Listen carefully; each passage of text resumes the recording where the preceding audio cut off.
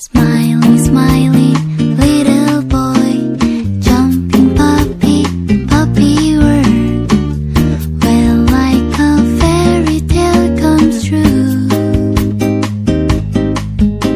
It might be your good time, pumping sweet cake, cookie friends.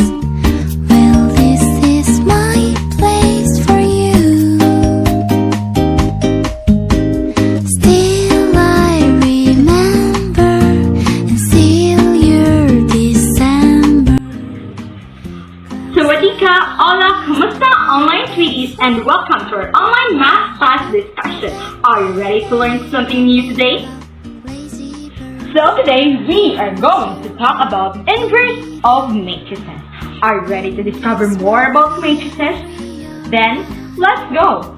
Let's have a fun and exciting discussion and fun discoveries with me, Teacher Winwin.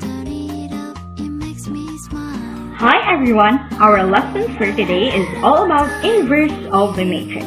But before we proceed to our lesson proper, let us first identify the objectives. So at the end of this lesson, the students are expected to first identify whether the given matrix is invertible or not. Second, solve for the inverse of a 2x2 matrix using a formula. Third, solve for the inverse of a 3x3 matrix using the Gauss-Jordan elimination calculator.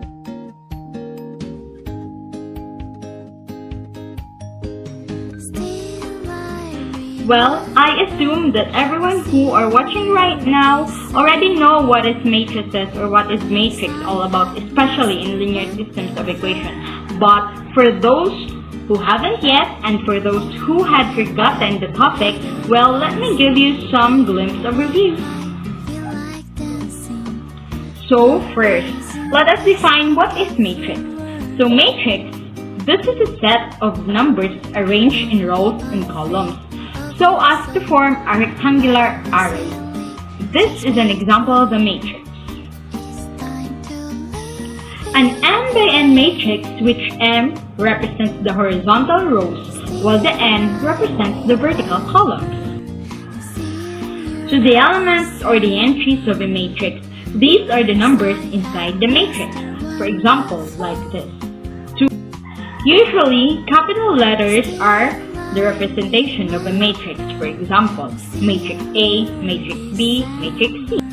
So now let us talk first about the history of matrices. This is according to Britannica.com. So basically, matrices have wide applications in engineering, physics, economics, and statistics, as well as in various branches of mathematics. Historically, it was not the matrix, but a certain number associated with a square array of numbers called the determinant that was first discovered or recognized. Only gradually did the idea of matrix as an algebraic entity emerge. The term matrices was first introduced by an English mathematician in 19th century named James Sylvester. However, it was his friend named Arthur Cayley who introduced the algebraic aspect of matrices. So we already know that matrices can be added, multiplied, and subtracted. But have you ever wondered if how matrices can be divided? Well, that's the fun fact. Matrices can't be divided. Well, in matrices, we can do division, but we can multiply through inverse, and we can achieve the same thing. Let us take this as an example. If we multiply 2 by its inverse, 1/2, then it will be equal to 1. Whereas in division, we can say that 2 divided by 2 is equal to 1. So that's pretty the same answer, right? In matrices, we call it identity. The product of a given matrix and its inverse is called the identity matrix. However, in matrix, we don't use 1 over A. Instead, we write the formula A multiplied by A inverse is equal to its identity.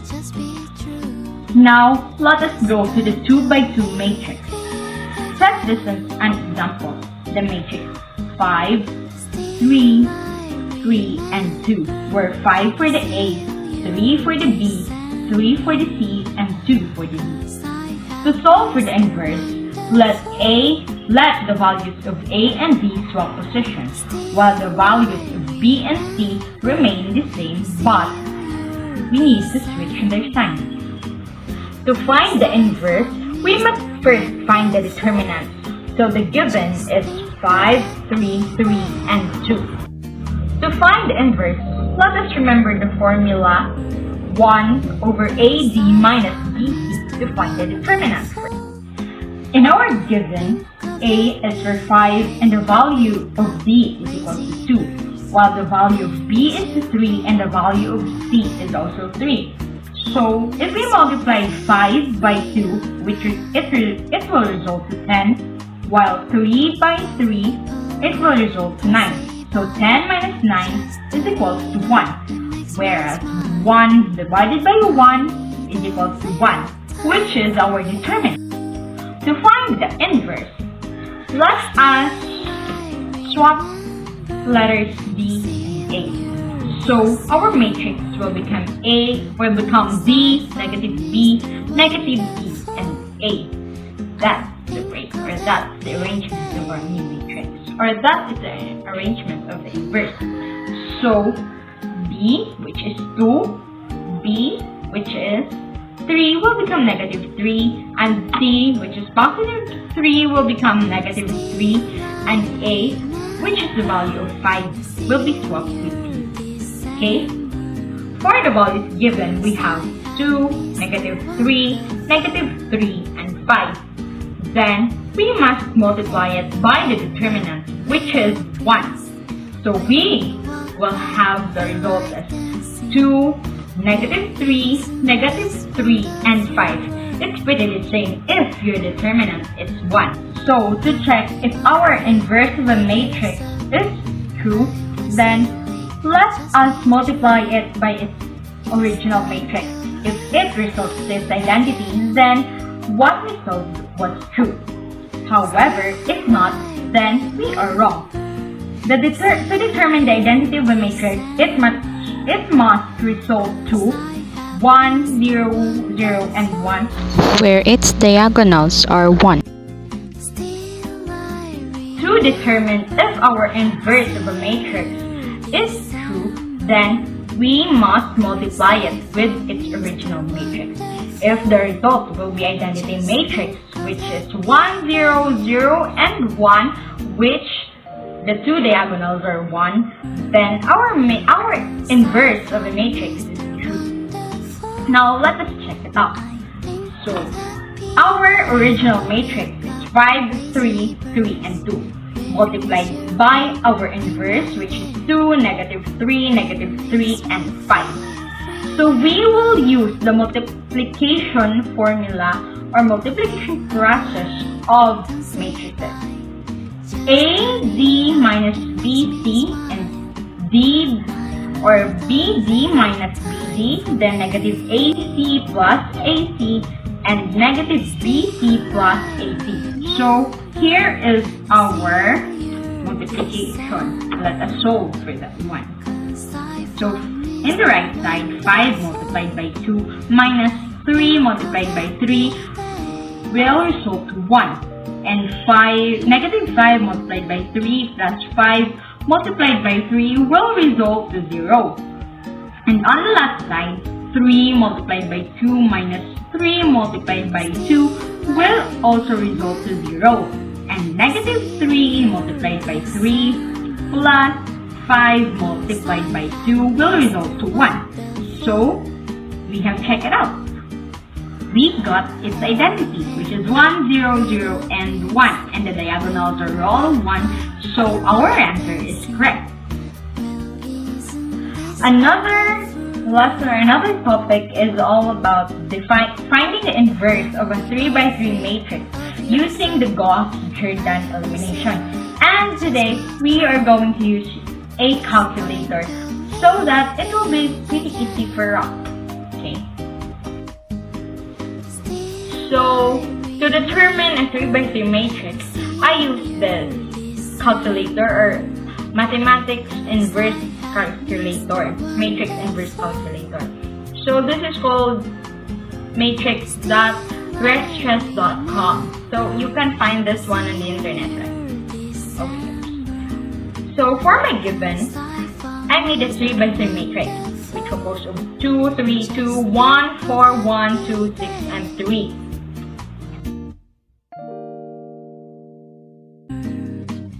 Cause I found Mr. Wonderful. I think of happy day. Wake up, lazy birds. Where is your home? Take me there. It makes me feel free, alright. Polly, Polly, don't say bye. Just turn it up, it makes me smile. Aside from the online calculator using the Gauss-Jordan elimination, I also have another way of solving 3x3 matrix.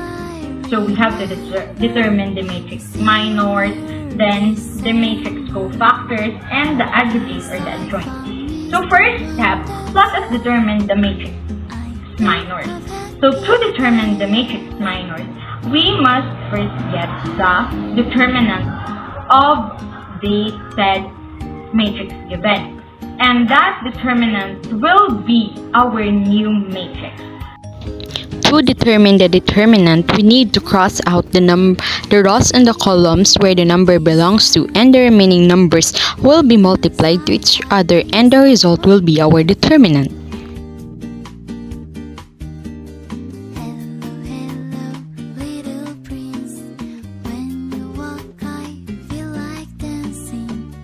The second step, let us discover the cofactors of that new matrix that we have.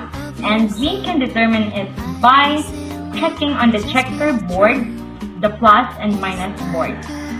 This is an example of the checkerboard.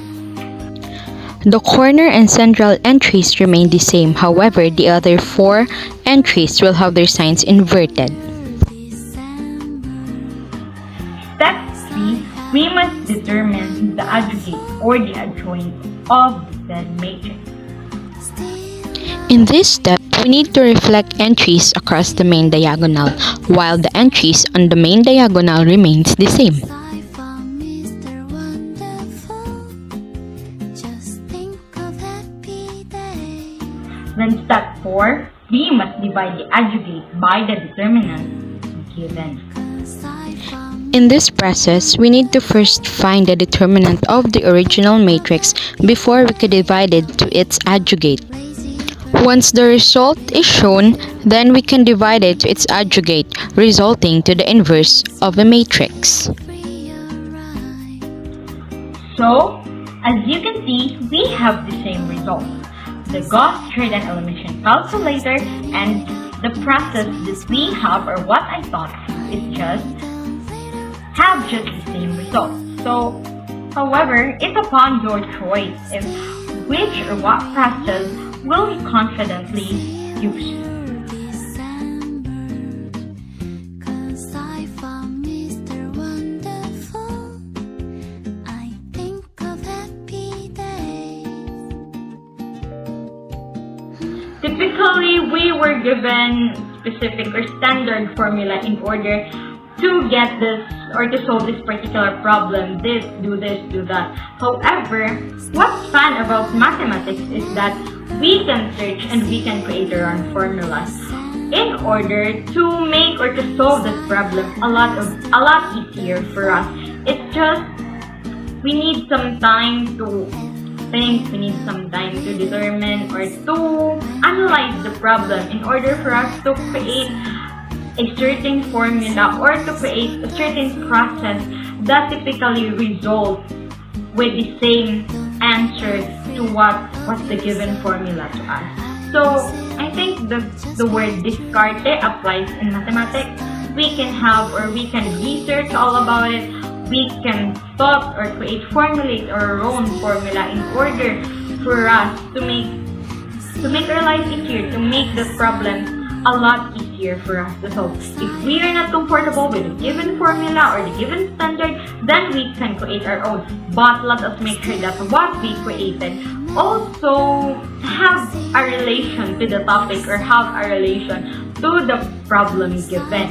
So, whereas if we can create or we can solve that particular problem, if the answer matches with that formulated answer from the other, then we can say that there's always possibility, there's always opportunity and chances, whereas we can just say that we can stick to this formula because this is what it is. But we can create our own, we can do a lot of discoveries in the world of mathematics. And that wraps up our discussion for today. I hope you learned something new. Continue to study and go for your dreams. Fight for the future. Bye.